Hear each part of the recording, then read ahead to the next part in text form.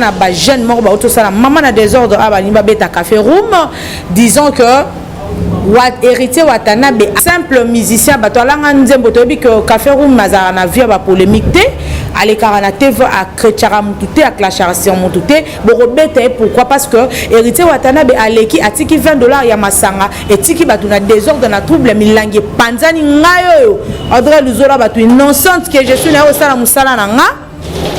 J'ai failli que Zoka, dona Zoka, baba katanga pota. Ça miki na Rolanda on te pour moni ba fan na ba fashaki.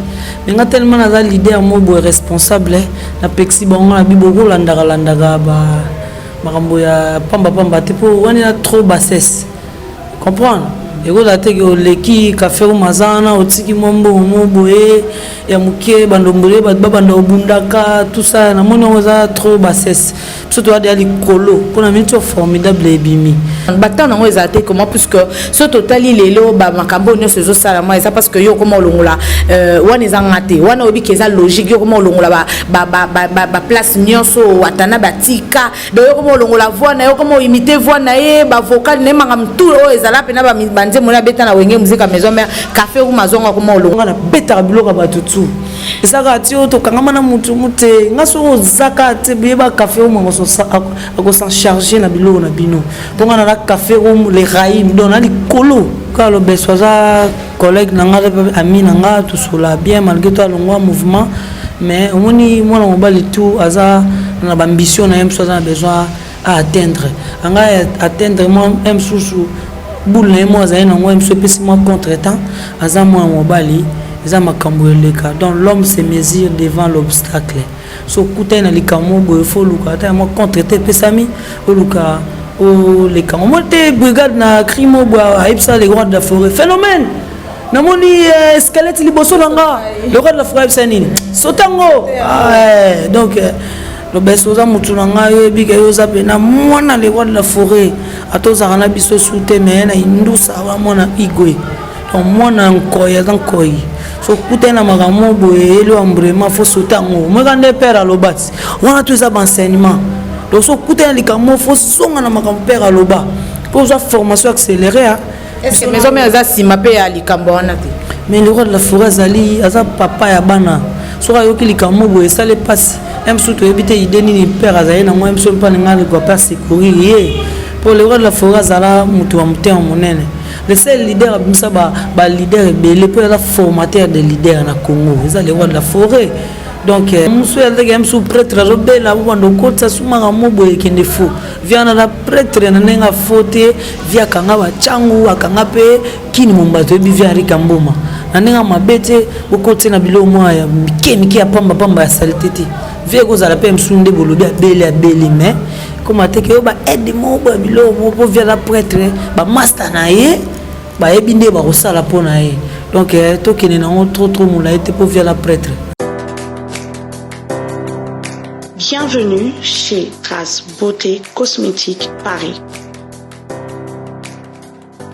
l'architecte par excellence de votre peau. Nous montons en dimension au travail de définition pour la ligne cosmétique originale de votre produit beauté de Grâce Cosmétique Paris. Nous vous proposons la nouvelle collection automne-hiver de groupe A, B, C.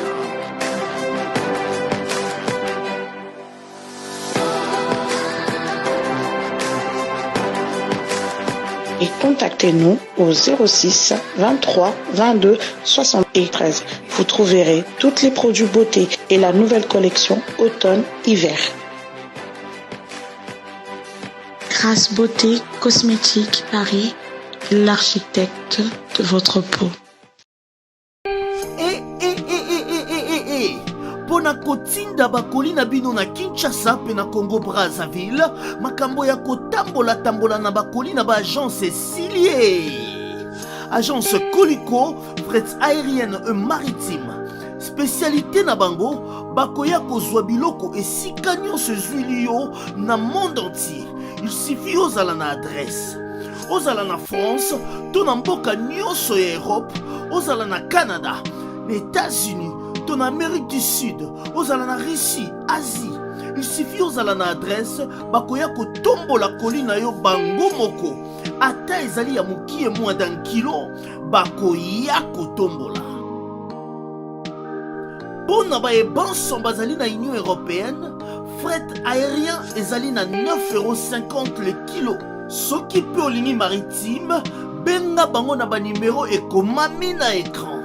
Soki olingi yo mona bango bazwami na 18 place de Nanféance, 93 420 Villepinte.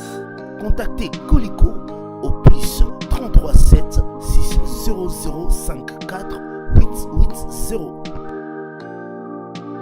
Agence Colicot, le sérieux dans les affaires.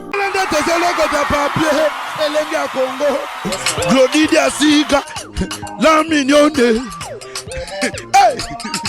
la mignonne, Tracy Mbelenga bro, Tracy Mbelenga bro, Kata.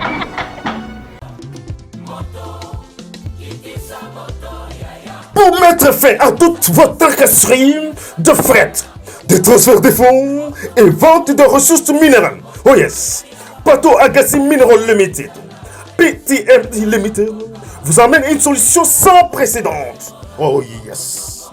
À partir de notre complexe commercial, basé sur First Floor de Movement House, à chaque soir, Hertford Road, Barking, London IG11, 8DY. Moana Congo, ou à Londres. Au cookie qu'on transférait le même jour. Plus rapidement aussi, au cookie qu'on tient dans lettre. Petit colis, grand colis, voiture, camion, conteneur, naba matériel de construction, oyabi bende, oyabi bende, ya lo lengue nyonso de toute forme, y compris babi low cost, frigo, congélateur, nyonso lingi, et cookie kokine. Ça c'est vrai. Expédition Nabiso. Et ça à tous les niveaux. Oh yes. Fret aérien, fret maritime. Avec online facility, yoka bien. Okoye bandenge biloko na yo zali ko kende jours et nuits ko landelango online. Yes, yes, yes. O ezali solution. Oko zela lisusu nini. Yo client ozali ko souffrir botu moi. Ba nyokola yo na ba agence ya mike moto zikisi bango. Oui, nous sommes à votre disposition. De lundi à vendredi, de 9h à 17h. Oye, on conçoit facilement. Comme référence, A406, sortie à Barking, aux gauche nayo et comme martin na Yellow Storage. Ou à la référence monnaie. Tous allez juste na Simana Yango. Ou soit, na station à Barking, na Kwe Oya Nandos. Na coin oya nando sino ko somona wana okozwa bis nyonso moni nikolo okiti na 3e ou 4e arrêt c'est la volonté na yo okomi na siko okozwa solution na makambo na yo nyonso mwana Congo yango oyo. Bonjour, bonsoir, fidèles de Lengia Congo. Bienvenue dans votre émission qui est présentée par la vôtre, Audrey Luzolo, la battante de la 3 fois Sicré Nabino Yeyo. Avant toute chose, je remercie les bons dieux qui nous a donné les souffles de vie. Pourquoi pas Nabino Toktana Lelo. Je salue mon pasteur Joël Makoba et Georges Kunwani. Vraiment, on va se charge na prière. En tout cas, c'est bien. Je salue ma maman chérie. Bonne guérison à toi, maman. C'est pas qui bien. En tout cas, ça va bien. Antoinette Menoko, maman, bonne guérison. En tout cas, merci beaucoup de rétablir santé. Et puis je salue Tracy Mbelenga Pro et Glody Diasuka, la mignonne, couple Lengi, donc couple Pesa pour ça quoi. Et puis toute la famille Mbelenga Pro, Mbelenga plutôt. Bonsoir, bonjour, Nabino Bissika Bouzouami. Aujourd'hui, je reçois pour vous celui qu'on appelle Café Room. Bien à Wenge Musique, Maison Mère, à Sali, fait beaucoup d'années au cours de cette émission à Oumelina Wenge Musica Maison Mère de Ndiama Makanda Werason au Peto Moni Bongo Azun Zembo Moko na Katia formidable à Mbeli Bongo Paul Bindu et puis les titres c'est déjà je sais pas esclave bon moi Jarwana esclave à Bolingo, esclave d'amour. Donc voilà, tout cela on a eu quand on a cours émission. Oh et puis tu remets un peu qu'on a souvent sima na ba techno malé ou tu remets ta maman solo wana. Et avant même n'a passé micro pour saluer pour que mon invité puisse saluer ses ses amis et connaissances et puis à mes campos kokota na lisolo na ko mes campos ko signaler batu ba internet tout et puis on a fait une information moko eza très capital maram to chokuta nango lelo et puis tout à l'heure même to moni eza na ba jeune moko ba auto sala maman na désordre a ba ni ba beta café room disons que héritier Watanabe aleki ye na ndule. L'autre fois, dans cette émission, j'ai dit il faut tous désormais na ba fanatique ou baza responsable. Toza isu na posa ba fanatique TR wana toyeba ki wenge musique maison mère ezo bundana BCBG toza la ralisu na posa ba polémique anati to comme na posa ya boulot yembande betande kende ba production totale yo beta ba concert batu ba yo kandule to asu na posa ba polémique te moto abatu simple musicien batu alanga nzembo toyebi que café room mazara na via ba polémique te ale karana TV a krechara mutute a clashara sur mutute borobeta. Pourquoi? Parce que héritier Watanabe aleki atiki $20 ya masanga etiki batu na désordre na trouble milangi panzani ngayo Audrey Luzola batu innocente que je suis na osala musala na nga j'ai failli ko zoka dona zoka baba katanga pota nzambe nanga José Kabemba mona Audrey na pota bo nzambe shikoma wata moninga mama na pota tia kitaba kina mais mabe nga ko zala. C'est pourquoi je vous dis, il faut bosser à la fan responsable. Bobeta musique, bobeta ba concert, bobeta production, tout le monde a ndenge tout le monde a ba mission, na biso belé ba sala, ba président biso Rason ngia mama kanda mon papa, on a lingana lela fort dans le bango tout le temps. Le quoi ba fali pour pas dire cap la merveille, bo sala ndé bon le quoi ba papa chéri, ba Kofi Olomide ba se produire en fait to lingi bongo. To na posa musique ya kuluna te.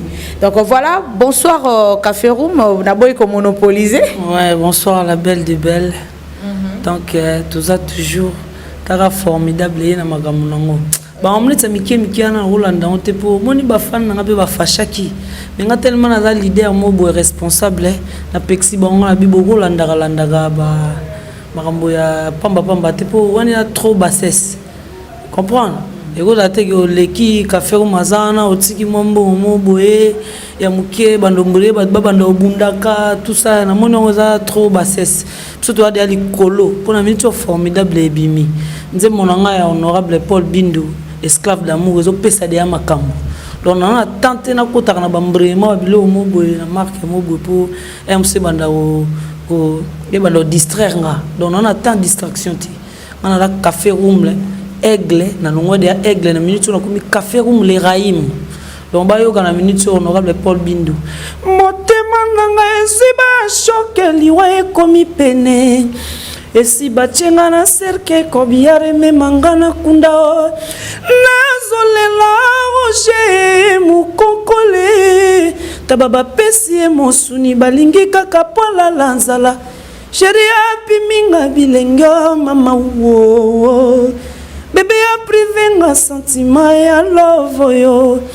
yango yo lesanga ni nyango pona lingaka yo biloko to na besoin de yango kunga to na besoin ma pampa mate ma mike na ba bassesse wana donc batana ngo ezate quoi.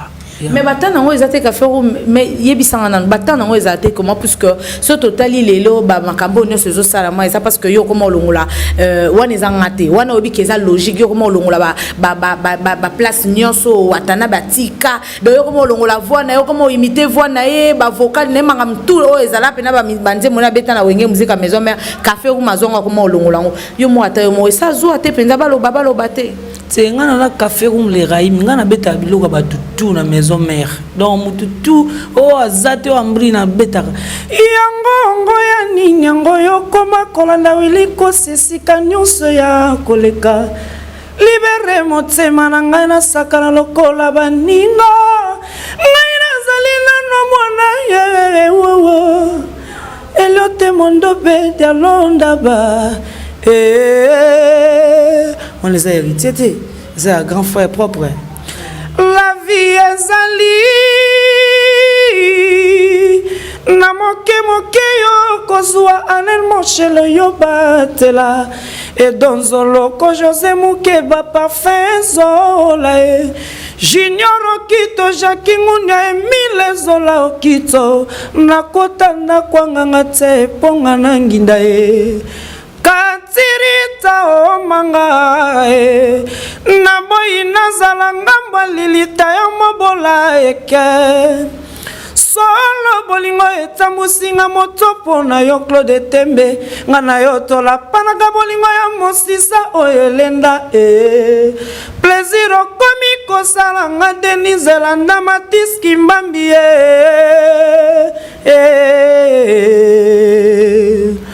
lwakushikwe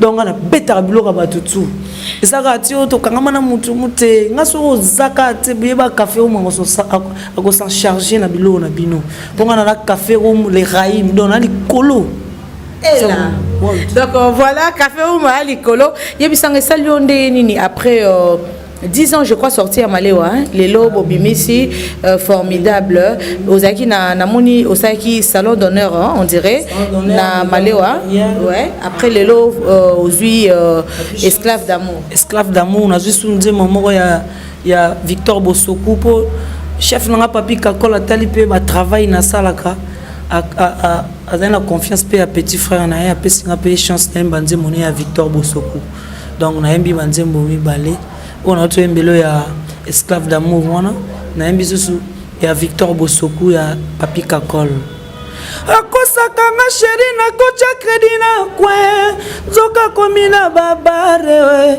mame biereze panza na kune mame wo do ya papi kakol c'est bon ya machine donc okosaka chéri na kocha crédit na kwe nzoka ndo komina ba chéri mususu kuna bokezo panza na kuna do ezaka conseil na pesi batu donc bolanda penze mo Victor Bosoku wana eza kitoko café room masali bino ba msala ya bien quoi.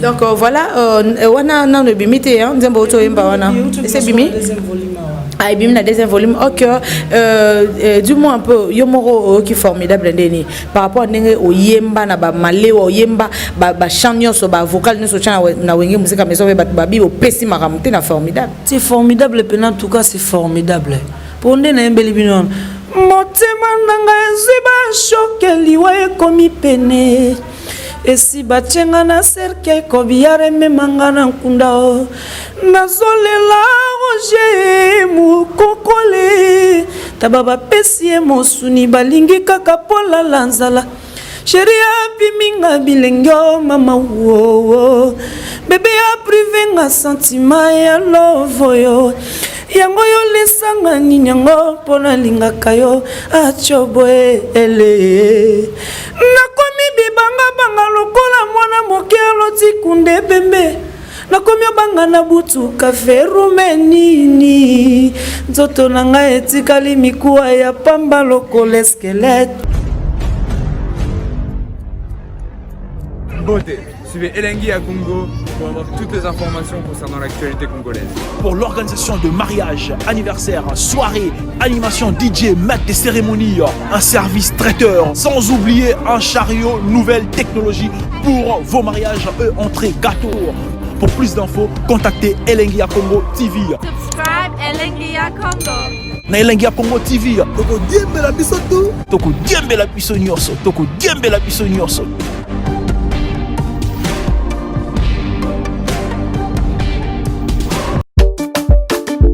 Les amis, regardez bien cet endroit. C'est le salon LTC, le meilleur de Bandal. À Bandal, c'est Paris. Il est situé sur l'avenue Kassavoubou, juste à l'entrée du bloc commercial. Oui les amis, au salon LTC, la main qui façonne les têtes des gens est une main experte. On s'y fait coiffer à tous les styles, l'afro comme l'européen. Et oui, ce coiffeur talentueux qui officie au salon LTC, c'est Fernando Mbaya, la garantie du traitement de vos cheveux. En plus, Fernando Mbaya est un expert en coiffure mixte. Chez lui, c'est le grand art, la coiffure haut de gamme. Au salon LTC, la coiffure est élevée au niveau supérieur. Aujourd'hui, le salon LTC reste la seule référence de la coiffure à Kinshasa. Et oui les gars, à l'unanimité, reconnaissons qu'il est le meilleur.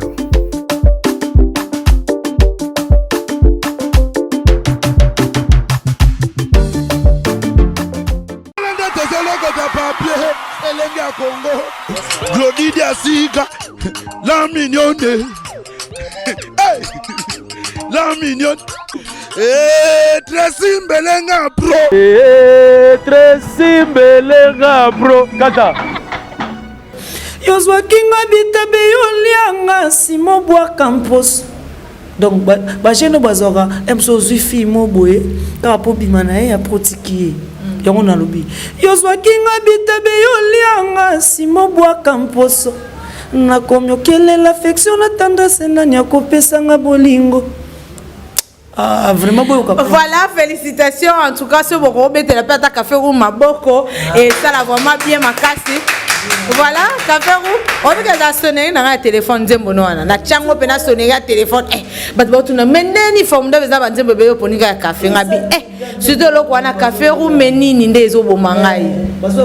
La pesaki yo confiance propriétaire à motema mena mwangonga chéri obwakisinga boye innocent mowe yo tindi ye na buluo yo pesinga mokongo chéri otienga na contre mi pardon chéri tianga nanu pardon lelo no le kana zena ka fi mo munene ba jar na quoi abenga mina abenga sanga pardon café tianga na ngabiti ngate Paul Bindu nazolela ne Paul Bindu acha nanu acha nini acha les donc on a besoin ngate na wa petit mo lo pardon café tianga nanu.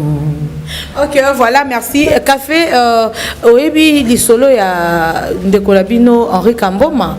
Oui, qui est moi buzz mon internet ma kassia donc Henri Kamboma ça vient maison mère yo za mutakala oui billet. Le lazo bela sérieusement malade babi ou rason atiki. À part ou rason bino bana ou rason bo sunga pe. Viens Henri Kazobela makasi. Ben oui, babi azaki sérieusement malade. En tout cas, on a pété dans courant. On a camarade, l'ami de boss. On camarade de boss. Mais on a courant qui est landela. Donc, on doit informer que via Henri Kazo Bela. On a fait landela. On a information. C'est que vous avez internet. C'est même secours. C'est même aide de pas hériter Watanabe. Totori na babi yenda sunga kana ebatu. Nabia. Pierre Kambo mala prêtre bon nga okotsa côté na ba moma mso ya bambrema te moni ma mso ya ndenge mso prêtre robela bo ndo kotsa suma ga mobo ekende fo via na prêtre na nenga fote via kanga ba changu akanga pe kini mombato ebi via Rikamboma na nenga mabete bokote na bilo mwa ya miki ya pamba ya saleté via ko za la pe mso nde bolobi abele mais comment te ke ba aide mobo bilo mo via la prêtre ba master na ye donc trop moula était pour via la prêtre attends normal.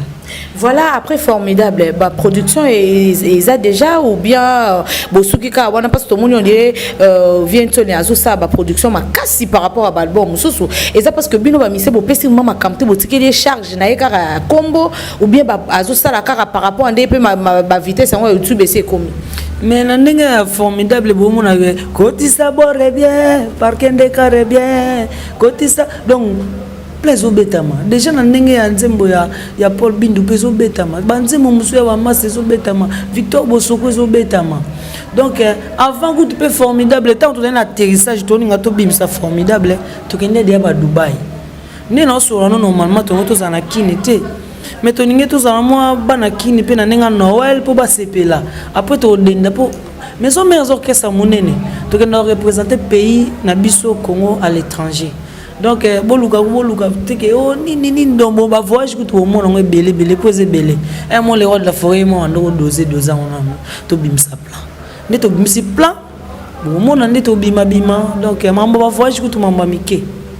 Ok, voilà, parfait Zola, bonsoir Nayo Bisika Ozali, parfait Zola, Bambote Belé, donc voilà, il y a ma bande à la maison mère Kalo ebi. Ouais, parfait Zola, donc on a ebi maintenant le big boss et moi on peut s'appeler Golf Kizola, machine à voter, Bardi Loho, Sebazana, Cédric Tendo, Ronald Dimbu, Yomo Yebi Pablo Kitamba, la maison Kitams, donc basé Belé Bakabo Moulouba. Pour na que mission et l'andama partout donc Elisabeth Chobo fracasse tout donc tout ça toujours parfait Zola na que le big boss c'est moi on a donc abanda de la maison mère Kala salam no yango on a vraiment. Ok, voilà, vous avez informé pour le Lobeso, tout le monde dit Lobeso à Kendaki, Uganda, na Uganda, kuna bakangiye, à Sali prison, mais on dirait que vous avez informé et puis juste un mot par rapport à ça. Oui, bah collègue nous cas journaliste Fernando sa émission va poser une question na yoka qui on cas sur place na plateau. En tout cas, Lobeso za collègue nanga ami nanga tout cela bien malgré tout le mouvement, mais au moins moi on va le tout aza na ambition na même chose on a besoin à atteindre. On va atteindre moi même sous boule na moi za na moi même pesi moi contre-temps aza moi mobali za makambo eleka. Donc l'homme se mesure devant l'obstacle. So kuta na likamo boy fo luka ta moi contre-te pesami o luka o lekamo moi te brigade na crime boa aipsa les rois de la forêt phénomène. Namoni squelette liboso nanga le roi de la forêt sanini sotango donc le besoza mutu nanga yo bika yo zape na mwana le roi de la forêt atoza kana biso soute mais na indusa wa mwana igwe donc mwana nkoya nkoyi so kutena magamo boye le ambrema fo sotango moi quand des père à l'obati on a tout ça enseignement donc so kutena likamo fo songa na magamo père à loba pour sa formation accélérée.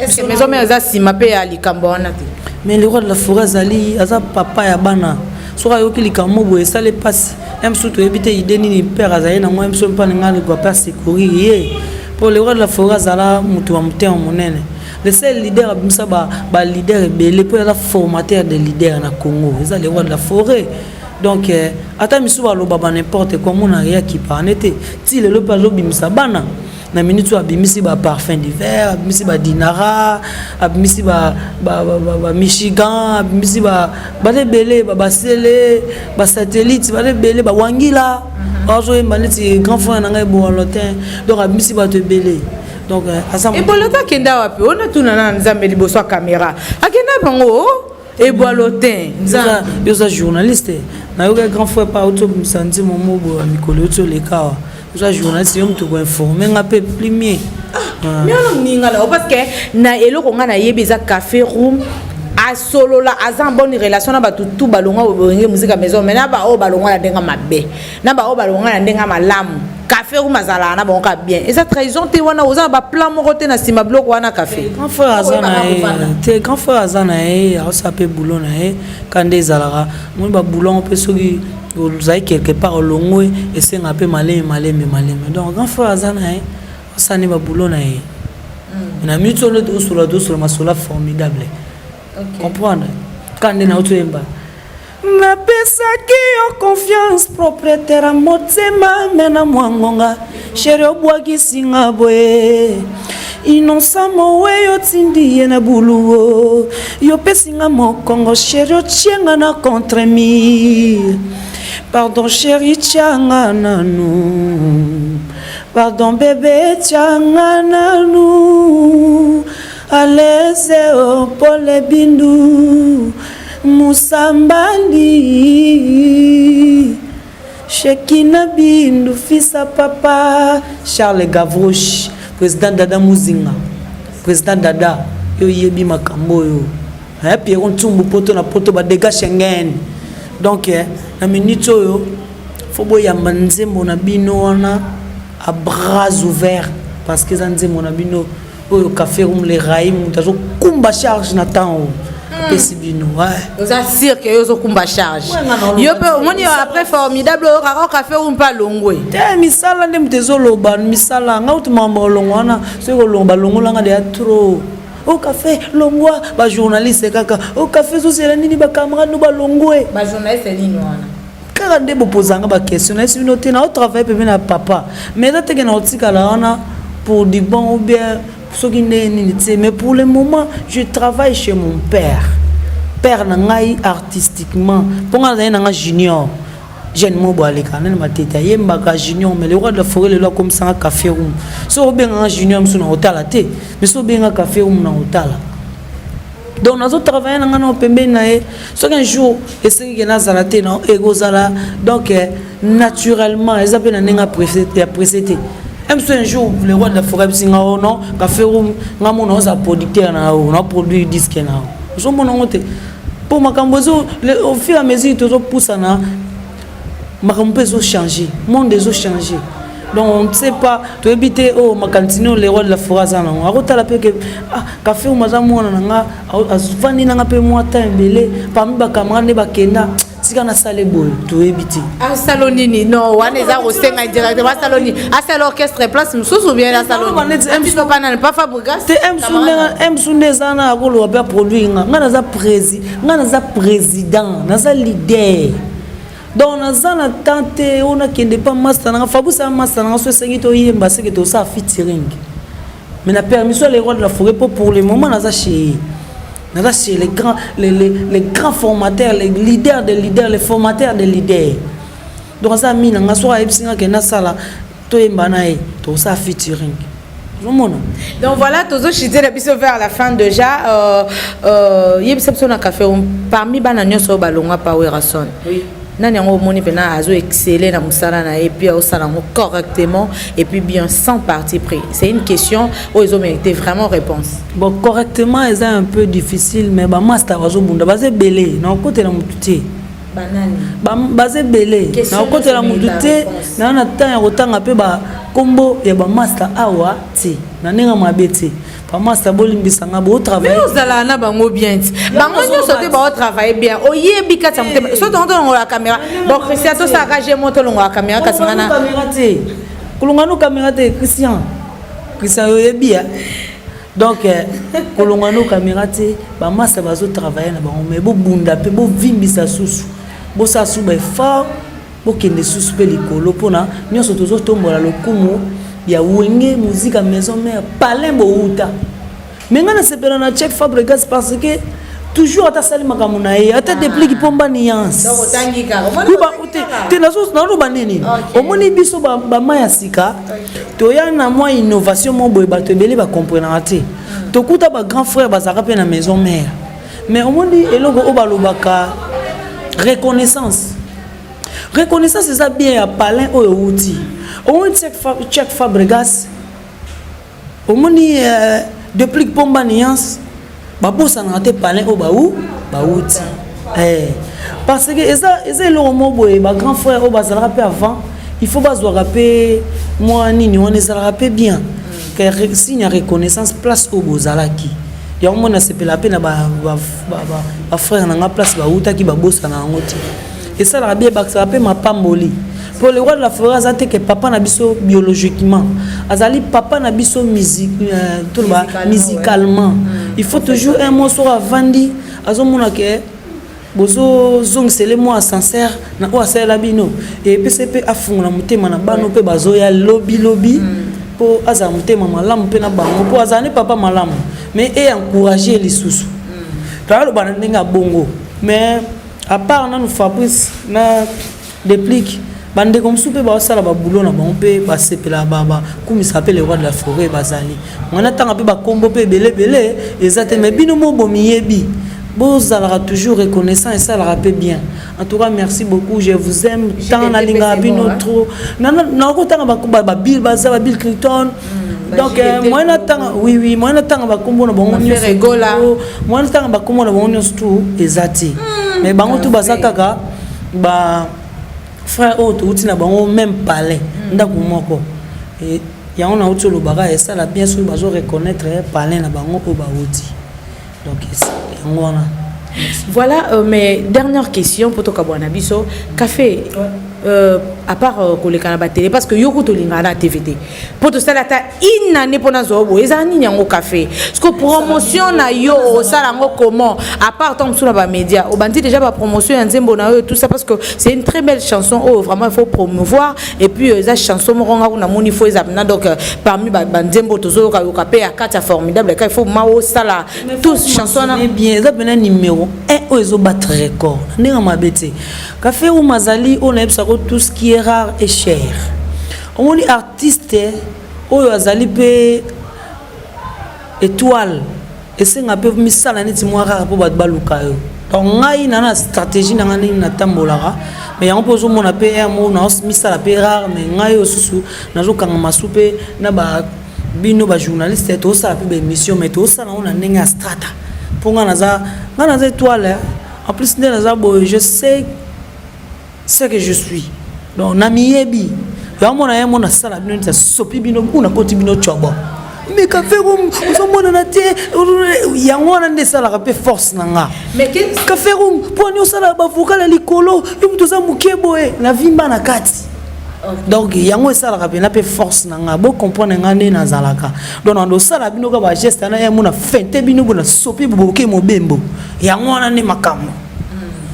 Mais période mon café room ando on a sous na ba répétition té pat babi café room longwe café room nini et puis ces derniers temps café room ba ko saka ko bela ngo ezaki a solo to lokuta nazo bela même na ba reposo mon anaté ezaki nini ngo ezaki déjà position ba no zoni so kima na yo et après ezaki ngam na zu charge en mouvement boy na kima donc des ouais rappel peso ba charge nyonso par rapport à ancienneté na on a moni ba kinelo pena ba charge ngo ya forme musala pe kontaka ba boulot ngana sala na maison mais on est là ba boulot ba jeter faut lia pe no tonda olongo na bilo on so on est bilo na beteli wana so za chanter mo boy o utino kana simanda kubi yemba no kaka me okuma te le wa la forêt biso petit nanga webi kozwemba me osokoma te na bagen oba le quoi de faire ba gen oba café kumba beta wana moni ba ten wana alo bana yo mais so moni minute on a zo couvrir mambutu wana c'est que boulot eza blague te na zo travailler ba charge o tuna kumbi wana na pena ba tangwana na on te parce que na yo ka opéra rebisanga pour la minute on a je vois toujours ba leçon pas les rois de la forêt pour na vimbi ça peut G. OK, les clips c'est pour quand? Bon, les rois de la forêt ont décidé à Macambona tout donc dans quelques peu de temps bah on joue clip na bango donc les rois de la forêt ont décidé Maramutu donc baza na bango à l'aise café rumalinga bango mingi dans quelques peu de temps bah on joue clip na bango quoi mais ni ne retardé clip non parce que tout le monde déjà Nicodème Asa Bouraki yo ozo retardé pourquoi retard wana c'est dû à quoi ezaka nene biso ba fenti boye mobembo o clip la tango ebima badami tout la muta mukie mukuse boye pe na mobembo ni yo beta ba azamuta ba problème ya mona ba avocat nanga mususu na yete au place wana batu mususu ba komokima kobomba na sima podium presse nazo kanjini nazo avocat nanga za ba je kandi mona na konda bo nazala ka pena muta makambo na le word le foye mo ba me pecho ba sala ndeni mais comment ça le avocat makasi boy baninga na yo ba kosuka wapi ngana bi presse formation pesanga ya accéléré oh fona sala banka boy comprendre na konda mais na vimba na mais on dirait aux un problème pena baninga no orchestre pour ba bloko zo boka mabanga na molili oyo et le kilo problème mais bo kaka ba orchestre té a komi mona et puis ngamo même par rapport à no solo non on dirait comme na excès des ailes et l'on est salio bon c'est mais concurrence fait la concurrence mais à loyal so sali pe boulot faut le baka badmi bando bo café au molo baraté aux ara trop timide tout ça mais na sala boulot banda kala na banda ko sala bango boye ba vocal na ba ko yemba ngote na loba na ngati mais botika na na loba ata mwa muke na nenga mabete ya en tout cas ba fana wenga musique à maison mère na loba na ngati trop mais botika na mikamo loba ata mwa muke bino mo pe ba bo reprocher au café room pourquoi za la boye ozoleka be mission mingiti tulinga ko mingi fule kaka mais si on a soleka et si ngape fona loba mwa muke musala o le roi de la forêt pena papa na exaucé na Gladi Mobala merci de Jim Mpata à l'accent à formation accélérée bo na niveau na komela bo vraiment na lobati bon vraiment na loba obila ntimo mo le roi de la forêt chante nini Blandi Pemba aloba na loba soute na vai na nga na loba soute ya na vai na nga voilà to clôturer na nzembo ya Paul Bindu. C'est une de meilleures, en fait pas une de meilleures, en fait c'est une de chansons que vraiment moi j'aime beaucoup. Prévenir la chanson même sonner dans un téléphone donc tel niveau donc. Et à un moment on a zéla qui se passe bien que libanga na raison en quantité, au vu que pied nga kande. Mais attends na mbalo ezo ya pena na solo là. En solo, ça me non solo là. Biso vrai. Tant de bout de la biso vraiment. Le nana zoka pour na café. Café na muni po Tokyo bangi di kambongo moi somo ngo milangili banda bambango bangiango na mona matete ngana oni britannique makila so na mona ega bana mike bazoni nga basala bafana nga pe ba fâché même si bafana nga no ngana leader responsable boza calme bokitsa milangiana bozana ba kiti ba banga Misi ba machette nga bi non il faut pas. Yo calme mon ani ngalo mbangu. Non. Ngala omoni yo za mwasi ya pembe tanabi na bataille o za na ba guitare acoustique oyo. Na ko linga te tanto yo sala émission boye tana pena ndo zana. Skoyo ube bazoksa yo ube zo problème mo boye pona makambo boye ezola yoka. Parfait zola yoka. Pona ba leader mo ba ko maîtriser ba na bango ti. Simbate. Vous comprenez? Les rois de la forêt l'accès biso boete na palin. Et puis ba bimbo on se peut ba dire raté hein. Il sanga suko. Bozo mbo mo boyem so etie bino bambriema. Mais bozo comprendre ti. Les rois de la forêt l'accès biso faut kozala toujours humble. Au moins y monta loba nete. Amuta bambriema ti. Faut to landa exemple. Ya mo na pexe batu nga ba doser ba tiena ba on a c'est quoi. Okay. Ouais, merci beaucoup. On va clôturer cette émission avec une chanson. Esclave bolingo, esclave d'amour. Il y a Paul, honorable Paul Bindu. Faut que tu aies un viana pour nous vienne un peu oaser quoi. BTLP et dire moment il y a bien du sous-boé. Donc voilà, vienne un oaser quoi.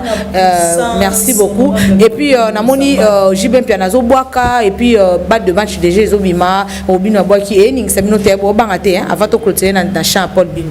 Nabi koya zaka so déjà soit commis na kanda keba d'autant déjà bois qui keba commis déjà na hadi ana méchant donc oya ochana terrain mo kami yebela donc bani petro c'est trop terre pona bisio inosamo we otindi na buluo yo pesinga mo kongo chéri otienga na contre mi pardon chéri tianga na nous.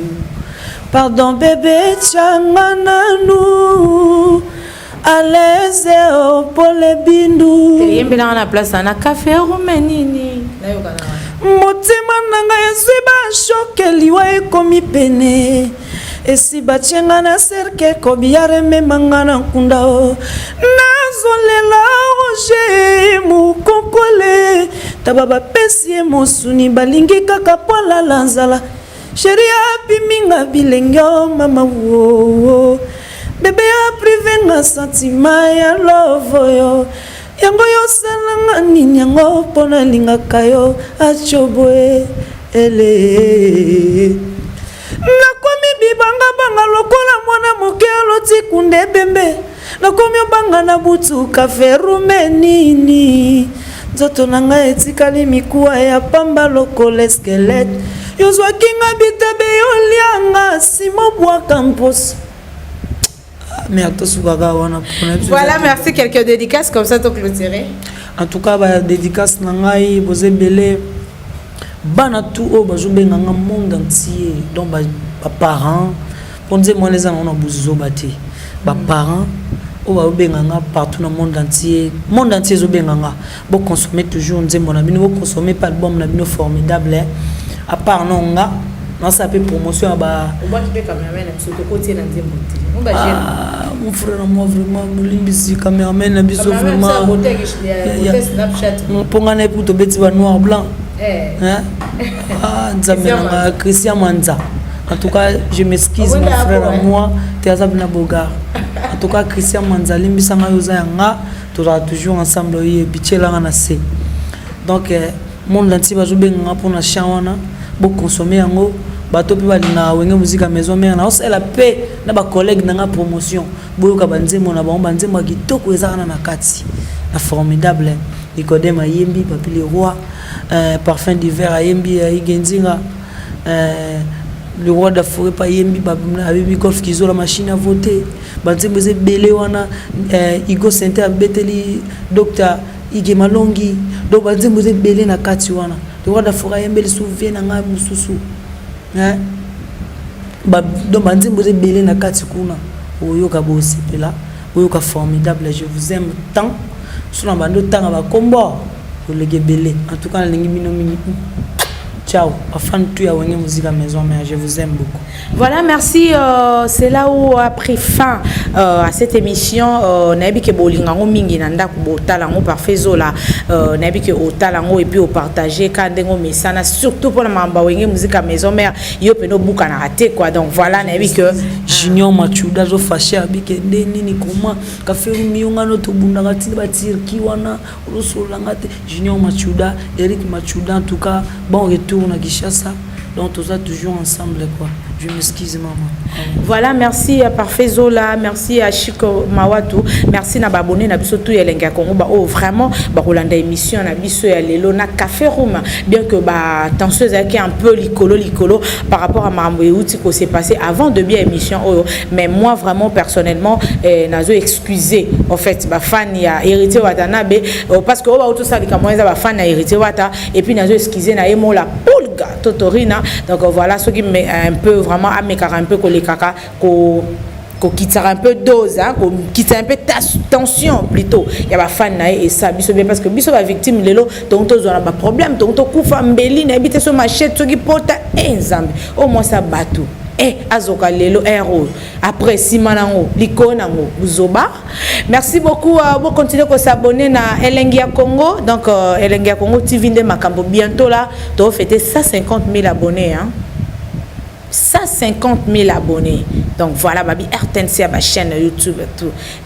Babi keba ozano na simaroe la olaksa musako kotombo la musapite po ozana réponse les années na Elenga Congo. Ozala pressa ma présenter. Donc voilà, Elenga Congo de makambo derrière la caméra c'était Christian Manza Bogar na biso ya caméra mais derrière en fait un monteur mais lelo pona nga vraiment Andimara a joué rôle la caméraman et donc babi azana bota Snapchat donc voilà merci na batutu au balanda Elenga Congo bo continuer ko s'abonner ba bazo hésiter bo kende tout droit vite fait bo s'abonner na Elenga Congo et ça biso plaisir et ça façon moko au bino bo sungara biso poto meka un peu ko ba salaire bien to meka un peu ko za talara Elenga Congo donc moi transport assuré déjà pour tous les travailleurs donc merci beaucoup et à la prochaine je vous dis bisous bye.